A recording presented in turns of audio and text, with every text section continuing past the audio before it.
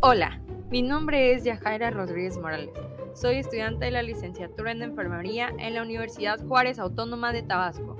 Este presente video pertenece a la asignatura de Derechos Humanos, Sociedad y Medio Ambiente, en el que te compartiré información sobre el derecho a la privacidad, un derecho de todos y para todos. Bien, empecemos por definir qué son los derechos. Son aquellos derechos creados a partir de las necesidades con el fin de garantizar una vida digna a todos los seres humanos. Estos derechos son inherentes a todos los seres humanos, por eso no tienen ninguna distinción de nacionalidad, sexo, etnia, religión ni otro tipo de condición.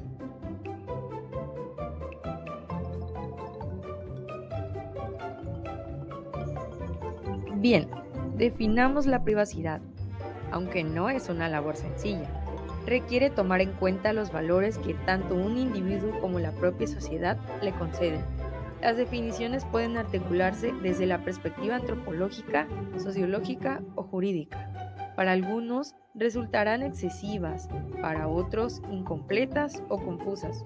Sin embargo, a pesar de que no existe un acuerdo unánime sobre su definición, la privacidad es un elemento consustancial a la dignidad humana y por esa misma razón precisa ser protegida por el derecho. En cambio, el derecho a la privacidad sí podría definirse como aquel que todo individuo tiene a separar aspectos de su vida privada del escrutinio público. El concepto de vida privada engloba todo aquello que no se requiere que sea de general conocimiento. Dentro de ello, existe un núcleo que se protege con más celo, con mayor fuerza, porque se entiende como esencial en la configuración de la persona y es a lo que se denomina intimidad. La vida privada engloba la intimidad y también al honor, por lo que la afectación ya sea de la intimidad o del honor, agravia la vida privada.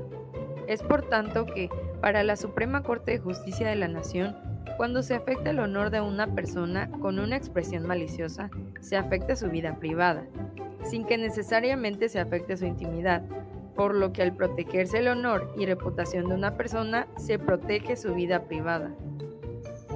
Las primeras conceptualizaciones del derecho a la privacidad fueron acuñadas por la doctrina estadounidense a finales del siglo XIX, cuando Samuel Warren y Louis Brandeis publicaron su ensayo The Right to Privacy en 1890. La preocupación de los autores era, al igual que hoy, la protección de la persona frente al surgimiento de las innovaciones tecnológicas, que en ese momento eran las fotografías instantáneas. La difusión masificada de estas, lograda a través de los periódicos, había invadido los más sagrados recintos de la vida doméstica y privada. Los autores entendieron que todos los seres humanos tenemos un derecho a la privacidad, el cual definieron como el derecho a no ser molestado. A finales de los años 60, Alan Westing amplió esta concepción e incluyó dentro del derecho a la privacidad la facultad que todo individuo tiene para determinar cómo, cuándo y hasta qué punto su información personal es comunicada a los demás. En este sentido, el derecho a la privacidad tiene dos componentes. El primero es el derecho a aislarse de todos, sin importar si se trata de la familia, la comunidad o el Estado. Esta dimensión le permite al individuo escudarse física y emocionalmente de las entremetedoras miradas de los demás. El segundo es el derecho a controlar la información de uno mismo, incluso después de haberla divulgado. Esta última dimensión en algunos otros países se le denomina como derecho a la autodeterminación informativa y es de suma relevancia en cualquier democracia, pues le permite a los ciudadanos intervenir activamente en la comunidad sin renunciar al control de sus datos personales, por lo que son ellos quienes deciden cuándo participan en sociedad y cuándo se retiran. El derecho a la protección de los datos personales se encuentra vinculado a este segundo componente, pues protege un aspecto importante de nuestra privacidad, los datos personales. A continuación veremos cuáles son los principales tipos de reclamos por invasión a la intimidad o la privacidad. Como ya bien sabemos, la invasión a la privacidad o de la intimidad es un delito cuando la intrusión efectuada no tiene justificación ni consentimiento de la persona agraviada. El primer tipo de invasión es la invasión de la intimidad. Ocurre cuando hay intrusión del espacio privado y se interrumpe su derecho a manejar sus asuntos en un espacio íntimo o en soledad. El intruso es responsable si una persona razonable consideraría que la intromisión es extremadamente ofensiva.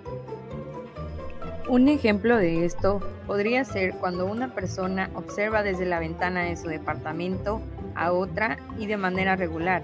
Observa cómo otra que vive en el edificio de enfrente se desviste y desarrolla su vida diaria. En esta situación hay daño debido al sufrimiento emocional que padece la persona espiada al saber que el perpetuador ha estado observándola. Otro de los reclamos por invasión es la apropiación de nombre o imagen. También se puede calificar como invasión de la privacidad cuando alguien o una empresa utiliza su nombre o imagen para obtener beneficios sin su permiso. La persona que haya sido lesionada puede presentar un reclamo por daños y perjuicios. Un ejemplo de esto fue en el año 2005, cuando una agencia de publicidad le propuso al músico Tom Waits una oferta para usar su voz en una campaña publicitaria para un automóvil, pero el músico la rechazó. Cabe destacar que Waits tiene una voz muy característica y fácil de reconocer. Los publicistas contrataron a alguien con una voz similar, entonces Waits demandó al fabricante de automóviles por apropiarse de su imagen. El tercer reclamo por invasión es la revelación pública de hechos privados. Este tipo de reclamo por invasión a la privacidad requieren un poco más de análisis y consideración de las circunstancias, porque también está en juego la libertad de expresión garantizada en la primera enmienda de la Constitución de los Estados Unidos. En este caso, se pueden iniciar acciones legales cuando un individuo revela al público información verídica que no es de interés público y que una persona razonable consideraría ofensiva de hacerse pública. El último reclamo, pero no menos importante, es la distorsión de la imagen. Un reclamo por distorsión de la imagen es similar a un reclamo por difamación, porque permite que un individuo inicie una demanda por revelación al público de información engañosa y que distorsiona la imagen de esa persona, pero que técnicamente no es falsa. Bueno, y nuevamente te comparto un ejemplo de esto. En 1992, una mujer de 96 años demandó a un periódico de Arkansas por imprimir su imagen junto a un titular que decía: entrega especial, la repartidora de periódicos más vieja del mundo de 101 años renuncia porque está embarazada. La mujer, que no estaba embarazada, recibió un resarcimiento por daños de $1.500.000 porque la publicación distorsionaba su imagen. Bien, es hora de que sepas dónde se consagra este derecho.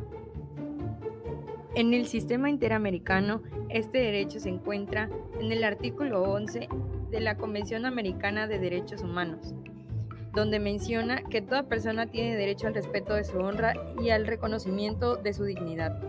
Nadie puede ser objeto de injerencias arbitrarias o abusivas en su vida privada, en la de su familia, en su domicilio o en su correspondencia, ni de ataques ilegales a su honra o reputación.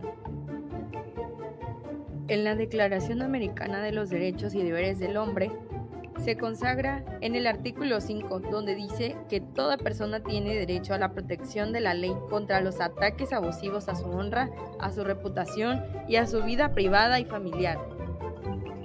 En el sistema universal, este derecho se encuentra en el artículo 12 en la Declaración Universal de Derechos Humanos, donde menciona que nadie será objeto de injerencias arbitrarias en su vida privada, su familia, su domicilio o su correspondencia, ni de ataques a su honra o a su reputación. Toda persona tiene derecho a la protección de la ley contra tales injerencias o ataques. Por último, encontramos nuevamente este derecho en el sistema universal, en el Pacto Internacional de Derechos Civiles y Políticos, en el artículo 17, donde menciona que nadie será objeto de injerencias arbitrarias o ilegales en su vida privada, su familia, su domicilio o su correspondencia, ni de ataques ilegales a su honra y reputación. Toda persona tiene derecho a la protección de la ley contra esas injerencias o ataques. Por último punto, es importante que sepas que el derecho a la protección de datos personales y el derecho a la privacidad son derechos que se encuentran vinculados. Pero también es importante que no los confundas, ya que cada uno tiene una función diferente y definición diferente. He concluido con mi información. Si te ha gustado este video, te invito a darle like y compartir. A continuación te dejo algunas referencias que utilicé, espero te puedan servir.